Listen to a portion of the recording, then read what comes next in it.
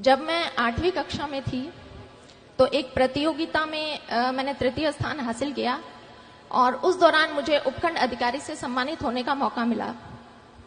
जब उपखंड अधिकारी की गाड़ी हमारे स्कूल के प्रांगण में आई तो उस गाड़ी पर लगी बत्ती को देखकर मेरा बाल मन सम्मोहित हुआ था। लेकिन जैसा कि बाल मन होता है, कुछ घंटों कुछ दिनों में वो जो मेरी यादें थी वो धूमिल हो गई। उसके पश्चात 10वीं कक्षा में फिर से मुझे मौका मिला जब मैं जिला कलेक्टर महोदय के द्वारा सम्मानित हुई। उस वक्त मैंने तय किया कि इस पद में, इस पोस्ट में कुछ तो है कि इसका इतना मान और इतना सम्मान होता है। लेकिन फिर वही चीजें हुई कि मैं उन चीजों को भूल गई।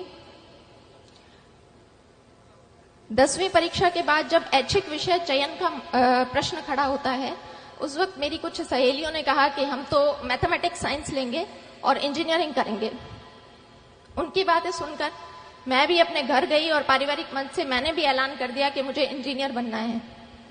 उस वक्त बहुत सारे प्रश्न आए कि लड़की इंजीनियरिंग करके क्या करेगी, लड़की को इंजीनियरिंग करवाने का क्या फायदा है। लेकिन वहां मैं धन्यवाद देना चाहूंगी अपने पिता को, जो ढाल बनकर मेरे सामने खड़े रहे और मेरे इस निर्णय का पूरा उन्होंने सम्मान किया और मुझे इंजीनियरिंग की पढ़ाई पूरी करवाई। इंजीनियरिंग की पढ़ाई 4 साल पूरी करने के बाद मैं फिर से एक ऐसे बिंदु पर खड़ी थी जहां से बहुत सारे रास्ते निकल रहे थे और उन रास्तों में से मुझे किसी एक रास्ते का चयन करना था।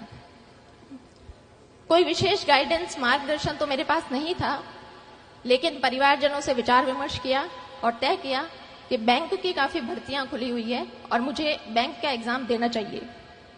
इस एग्जाम तैयारी के दौर में कास्ट सर्टिफिकेट के लिए मुझे फिर से उपखंड अधिकारी के कार्यालय में जाने का मौका मिला।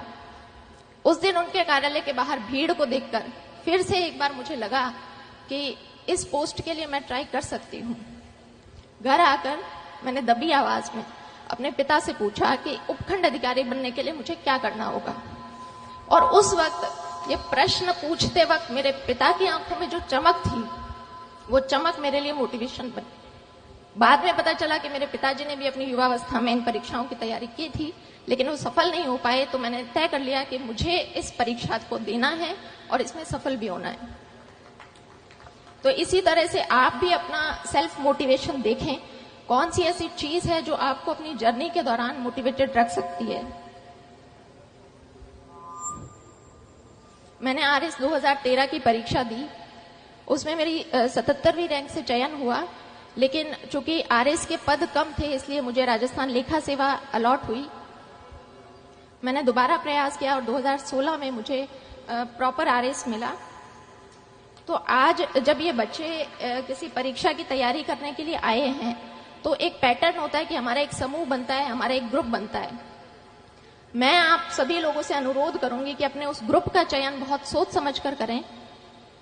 जब मैंने प्रारंभिक परीक्षा अपने घर से तैयारी करके पास की, मेंस के लिए मैं जयपुर गई। वहां पर शुरुआती दिनों में कुछ मेरे ऐसे दोस्त थे जिनका हर वक्त यही कहना होता था कि भर्ती तो सिर्फ 700 पदों पर निकली है, हमारा नंबर कहाँ आएगा। हमसे पहले भी बहुत से बच्चे हैं जो तैयारी कर रहे हैं, हमारा नंबर कहाँ आएगा। तो मैं भी उन शुरुआती दिनों में काफी नेगेटिविटी से घिर गई थी।